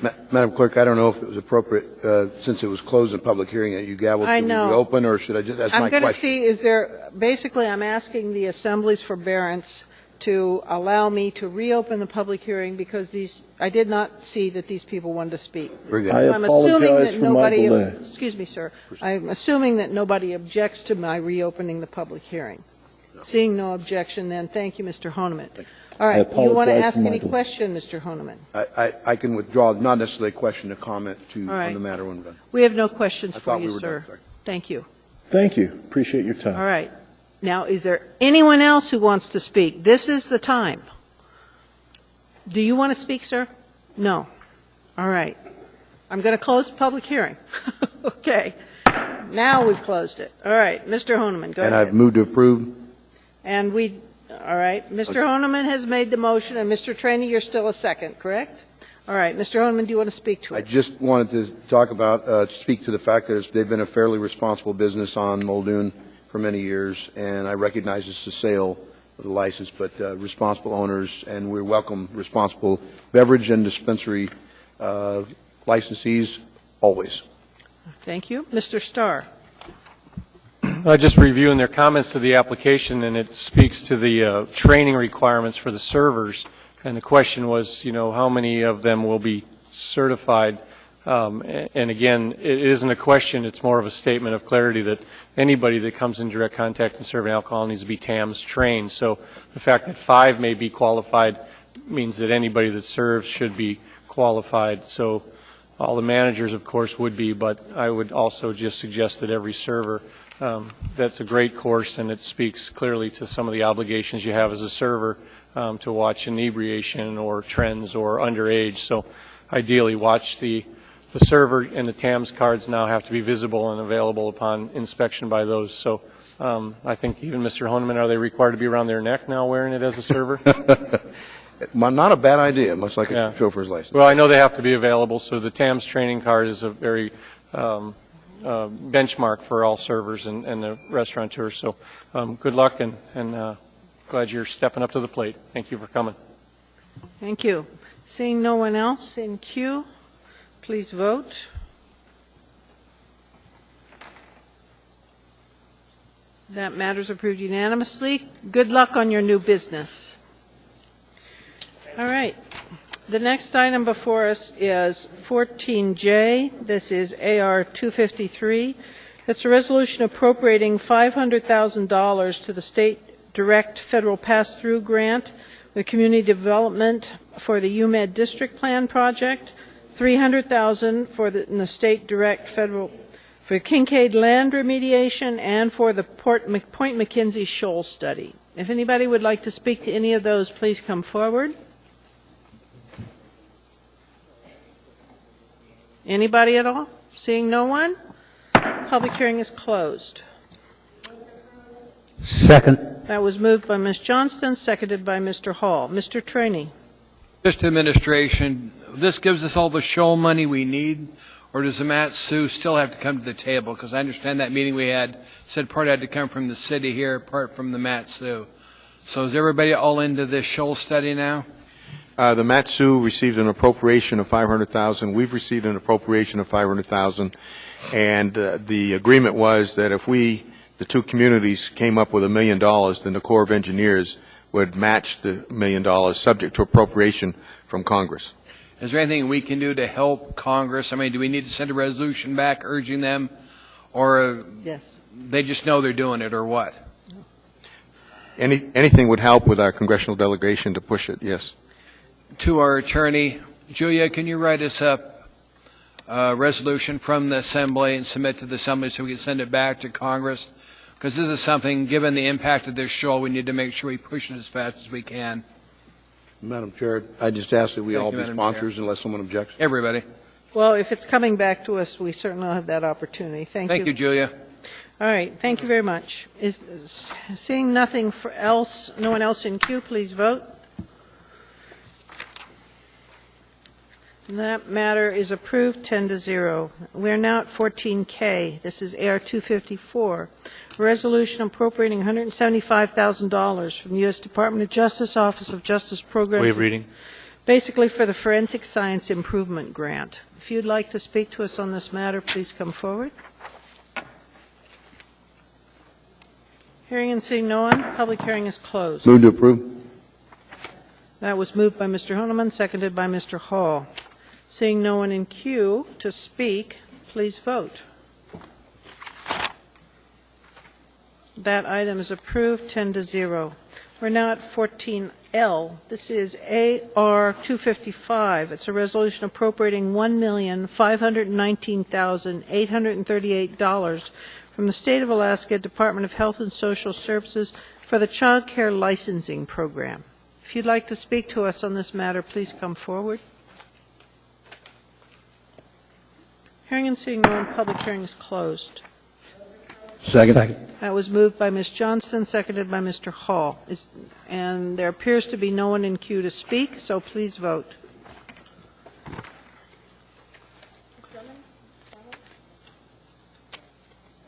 That item passes 10-0. We're now at 14M. This is AR 256. This is a resolution appropriating $169,500 from the state for HIV prevention work. If anybody would like to speak to us on this matter, please come forward.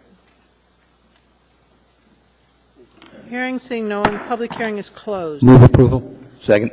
That was moved. Well, I couldn't tell who spoke, but I'm going to give it to Ms. Johnston, and seconded by Mr. Honeman. Seeing no discussion, please vote. That was approved unanimously 10-0. We're now at 14N. This is AR 260 as a resolution appropriating $1,460,676 for the Child Care Assistance Program. If you'd like to speak to us on this matter, please come forward.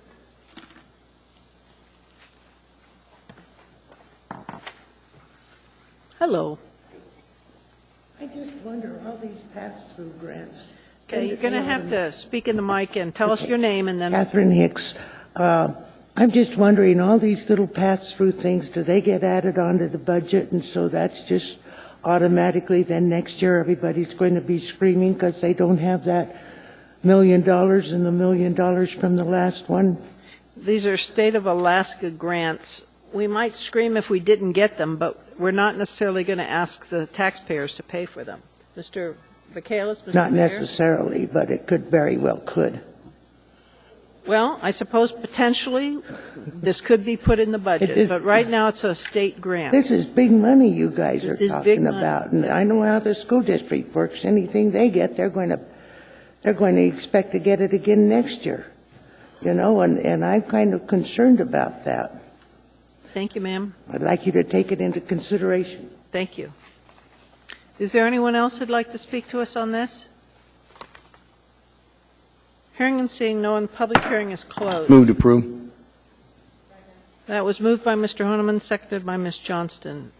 Is there any discussion? Seeing none, please vote. That matter is approved unanimously, 10-0. The next item before us is 14-0, AR 263. This is a resolution adopting the 2012 Housing and Community Development Annual Action Plan. All right. Do I need to read the dollar amount? All right.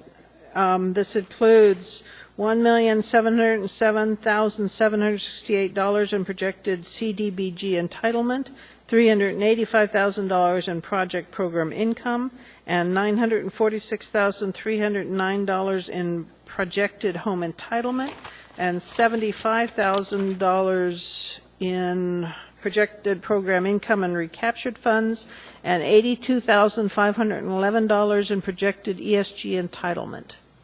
If you'd like to speak to this one, please come forward.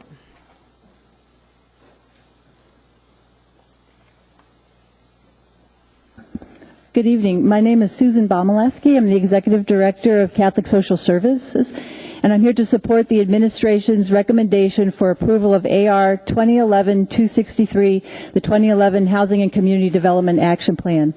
This includes a CDBG capital project that will allow Catholic Social Services to purchase a facility to be used to increase the number of low-income homeless women and children served by Clare House. It also includes public service dollars to fund the staff for the overflow shelter at Beans Cafe when the Brother Francis shelter is filled to capacity, thus providing a safe, warm place to sleep for homeless individuals and decreasing the chances of death on the street. We also support the funding for the Covenant House and Rural Cap facility development, the Anchorage Safety Center and Transit Center funding, and the home and ESG funding. So in conclusion, I'd just like to thank you for your support of the projects that serve low-income residents of Anchorage. Thank you. Thank you very much.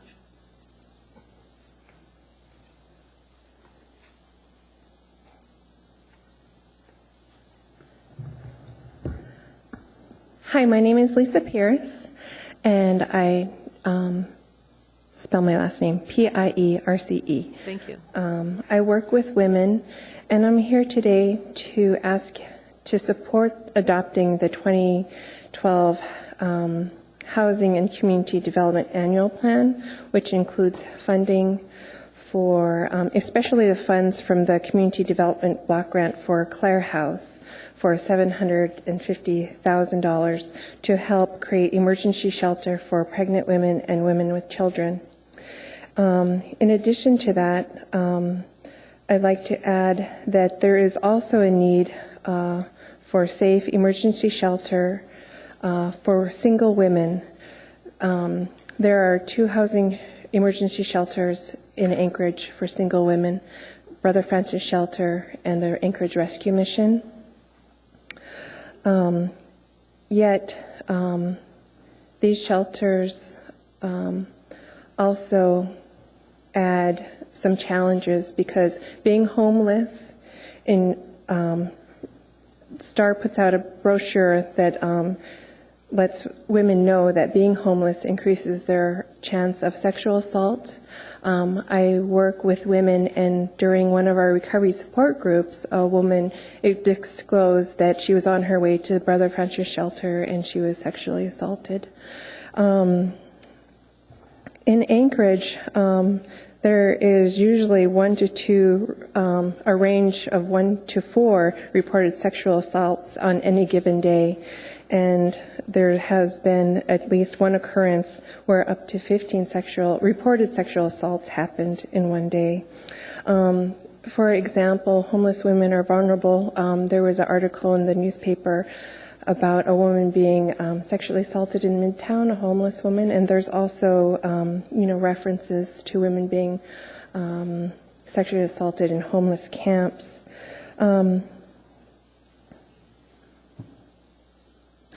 And women are also vulnerable. An invitation to sleep on the couch can also turn into an ultimatum. So women are at risk, vulnerable.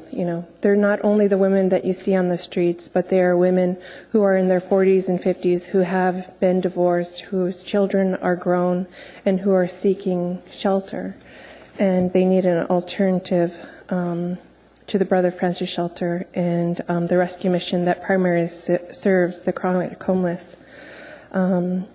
Just as the community has noted the vulnerable attributes of women and children, teens, and pregnant women, so should the vulnerable attributes of women be noticed. Single women without children also be noticed. There's an increasing number of older, homeless, single women. I've read several articles before I prepared for my testimony that they're the unseen homeless because they are the ones that are couch surfing or providing free domestic help in place of a place to stay. Thank you, ma'am. Your time's up. Is there any? What I'm asking is maybe as you consider funding, look at undermet needs of the community and see if those undermet needs can be paired up with funding opportunities like the Clare House. Thank you, ma'am. Thank you very much. There appear to be no questions. Anyone else? Welcome back. Good evening. My name is Ron Alleva, spelled A-L-L-E-V-A. And I'm here tonight to object to giving the money to the Brother Francis Shelter for the overflow condition to Beans. They have never addressed the overflow impact of their conditional use, and in my eyes, as being the adjacent property owner, are still in violation. The enabling that goes on and the second generation alleged homeless going to the shelter in Beans, it's just the poor man's Hilton. You created a subculture of homeless, and basically you've assisted them in a protracted suicide. And Carlick Manor is going to be a prime example of that. And it's shameful. As far as any funding to Catholic Social Services, I don't believe they're a responsible agency that's held accountable to any financial, moral, or social values that do good for the entire community. They do more harm than they do good. The moral panic that we take in this city and rush to solutions that it's going to solve a problem, you've actually created and amplified a problem, and it continues to cost us more. The social service agencies breed like rabbits, and they're basically social service polluters, especially in the neighborhood of Fairview that is struggling as a low-income, high-crime area to revitalize. I think it's shameful. They don't deserve any money. Their mission may be good, but it's skewed in its application. As far as 25 years ago, the mission was right. And even Clare House, they come to you saying that it's at the end of an industrial area lacking dignity for women. Well, what about the homeless who they claim have mental issues, drug issues, alcohol issues? Why would you ever put them in a heavy industrial area and treat them no more than like trash and call that dignity, care, and compassion? It's disgraceful. Don't give them a dime without accountability. The amount of police calls and medical calls can be solved easily. The Bishop's Attic makes $300,000 a year profit. Carr's liquor store was required to have a security guard. The Brother Francis Shelter should be required to have the same. Their own security guard, their own medic. The 599 calls to the Brother Francis Shelter last year for the police department and the medical department can be alleviated and reduced. Carlick Manor is a scam. That's just for the agencies. It's not going to work. I know my time's up. I think the message is accountability. Don't give them any money. This isn't working. And basically, you're ghetto-sizing Fairview. Are there any questions? Ms. Gray-Jackson. Thank you, Madam Chair. Ron, thank you for coming out. And my only question to you is, besides the fact that I'm sure you realize this is federal money, do you realize, in terms of accountability, how much is involved with getting a grant from the federal government and filing grant reports? Because I personally know how much is involved. No matter where the Thank you, money Madam comes Chair. from, whether or not it's federal money, state money, local money, or donations from the permanent fund, when it does harm, don't use it in that direction. And I think it's wrong, but just because it's free money, to give it to them. There's other agencies out there doing more good. And I want to cite an example that Carlick Manor has asked Alaska Housing for an exemption for a rental voucher. 35 vouchers get accelerated to the front of the line, where 4,600 homeless families are waiting to get those vouchers. They gave them to 35 chronic end-stage inebriates. That's like giving it to, If I may, Madam Chair. it's like giving it to stage 4 cancer victims. You're not going to win. If I may, Madam Chair, Mr. Oliva, you mentioned accountability. It's massive accountability. I don't believe that's true. I've been there 32 years, and they haven't responded to the conditional use in a good neighborly fashion since I've been there. All right, thank you very much. Are there any other questions? There are no other questions. Don't give them any money. Thank you, Mr. Oliva. At this point, seeing no one in queue, please vote.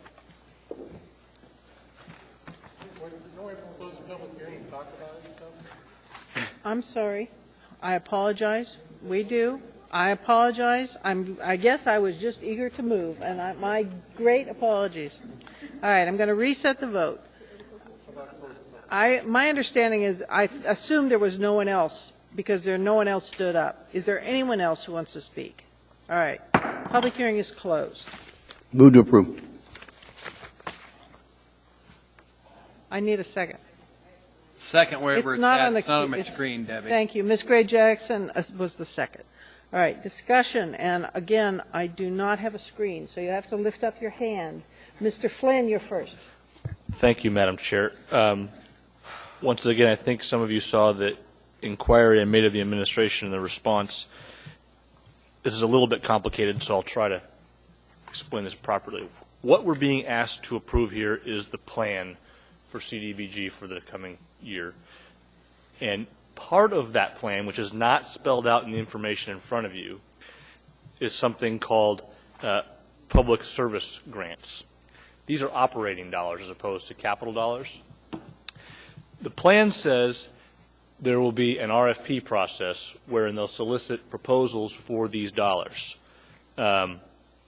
In fact, and Ms. Engel can confirm this for you, their intent is not to do an RFP, but to base awards on a previous set of applications for the 2010-11 timeframe, and they'll be coming back to us with an amendment. Do I have that about right, Diane?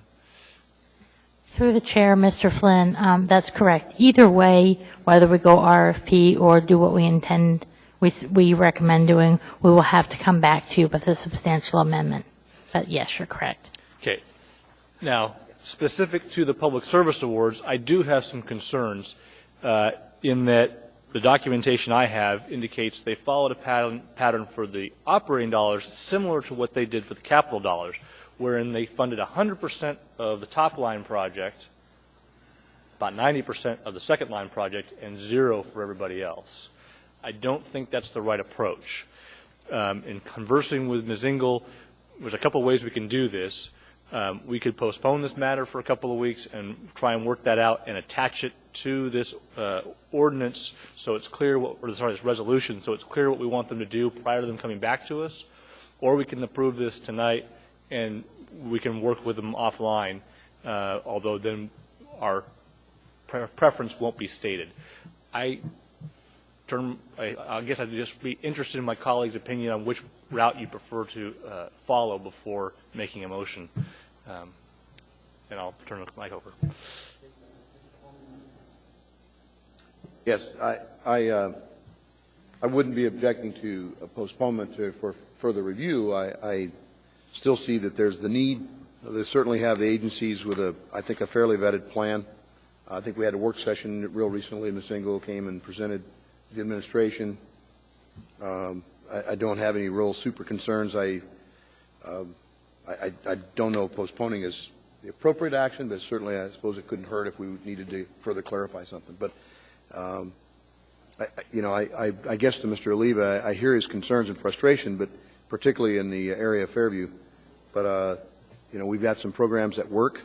They need some assistance and help, and I didn't hear a solution or suggested solution. I don't know where Mr. Levy went, but there he is. But in any event, I would be supportive of the postponement if my colleagues would go with. Mr. Trombley. Mr. Starr. Well, I don't suggest a postponement. I think we can work offline. It's not $24 million. If it was, we probably would want to see some better accountability. I do want to pass my appreciation first to the mayor and then the department head there. Diane, you have a big job with a lot of responsibility, and I didn't go to the work session, but I read those packets immensely, and as Ms. Gray-Jackson specified, the contract for the grants has just tremendous amount of bureaucracy built into it, the ability to get it and clarify it and then set our community priorities. I'm happy to vote for it. I think it's the right approach to consolidate the dollars and then have those agencies that are most organized and best prepared to deliver that service product to do it. That speak. The other thing I see is that the administrative dollars that we're gleaning off of the top of it is fairly minimal comparative to the output, and that was by design. And I appreciate that fact, because when you see other departments, PM&E sometimes just bleeds off 30% off the top of some of this money, and this seems to be your best attempt to get as many dollars out there to those programs to support those agencies, and Catholic Social Services is one of them that's just in my opinion, doing the best that they can, and I'm complimentary of it. So I don't urge delay. I think there's a lot of things that are happening. Cold weather's coming. Programs are staffed and stocked with qualified people, and I think we can work off any concerns on appropriation other ways. So I'm happy to do it. Thank you, Mayor, for stepping up to our priorities. Mr. Trini. Just I think we need to vote on this tonight, because you're right, Bill. Cold weather's coming, and there are other agencies that just don't have the beds, like the Rescue Mission, to take care of all the people that need care this winter. So I'd approve the money now. We can work offline to get everything else worked up on this, but the administration's done a good job on this. Thank you, Ernie. Ms. Johnson. I was just wondering, Ms. Ingalls, do you have a procedure, or how do you suggest we work on this offline for the operational grants? Through the chair, Ms. Johnston, we have a variety of ways that we can work on that. We can look at the people who've received the money in the past 5 years and break it down to different percentages. We can look at other qualified options, but I would suggest that anybody who's interested, that I would set up a meeting with my most qualified and hardworking staff who did the work for this, and try to find a solution that meets your needs but still stays within the confines of what the grant, which has tremendous administrative requirements, allows. Anyone else? Seeing none, we're ready to vote. Can you clarify, we're voting on the actual matter, or okay? Yes, we're voting on the matter.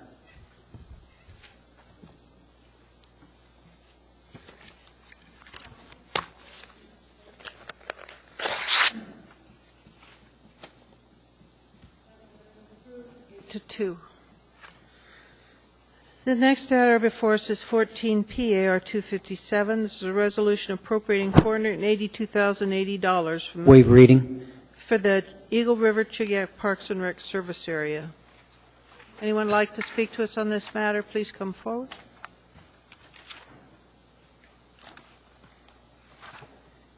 Hearing and seeing no one, public hearing is closed. Move approval. I have Mr. Starr as the mover and Mr. Traney as the second. Mr. Starr? Mr. Rada, can you come and explain something to me? He will.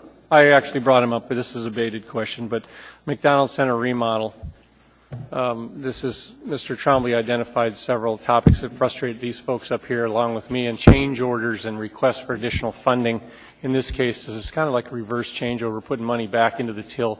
We're under budget for McDonald Center remodel. Through the chair, Mr. Starr, we have been pretty fortunate through the course of this process, pretty heavily scrutinized, well vetted in the public, long-standing. I started working on this in 1986, so it's not unknown in the community.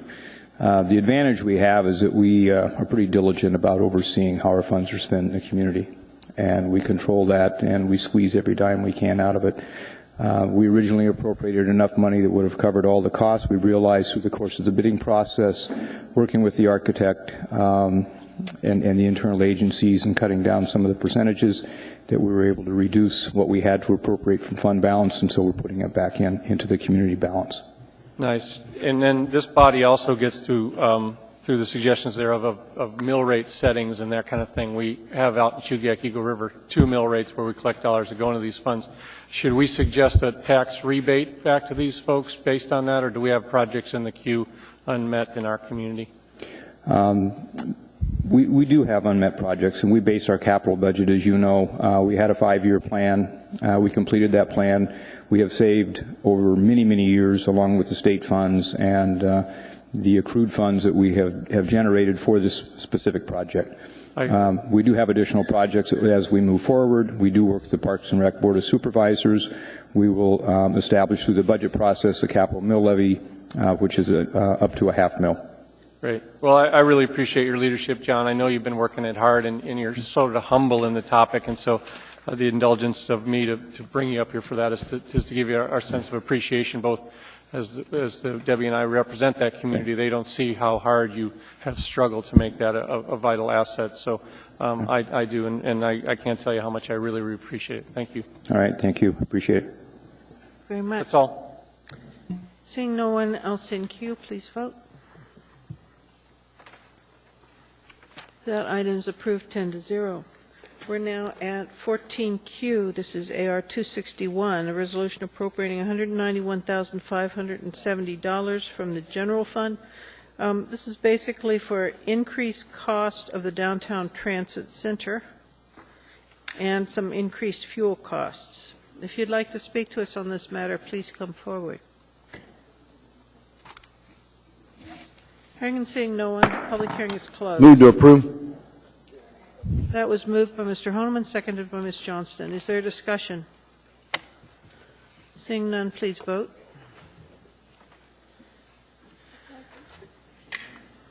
That item was approved 10-0. We're now at audience participation. If you have something you'd like to speak to the Assembly on, please come forward.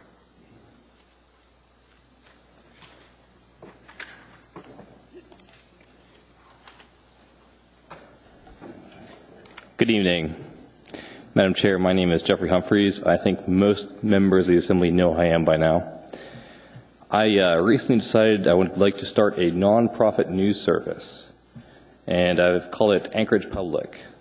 I've been running a blog under this name for a while, but really I think to produce good news I'm going to need the help of other people, and so I hope with the Assembly's blessing I will be able to do this. But what I'm here to speak to you tonight about is I'm going to be giving out an award from Anchorage Public for New Year's. It will be for the best dressed Assembly member. So you better be looking sharp. Uh-oh. Thank you. You're welcome. Is there anyone else who'd like to speak to us? There appears to be no one else. Are there any Assembly comments? Mr. Honeman. I just want to thank the members of Eagle River High, I believe, and was it West High? Diamond High, who stayed with us the entire meeting. I laud you. You came in, got our signatures at the break. Oftentimes, I've seen some of your colleagues in other classes, probably from other schools, duck out a little bit. So I laud you for sticking around, looking and learning the process. So 2 thumbs up. Very good. Any other comments? Mr. Trombley?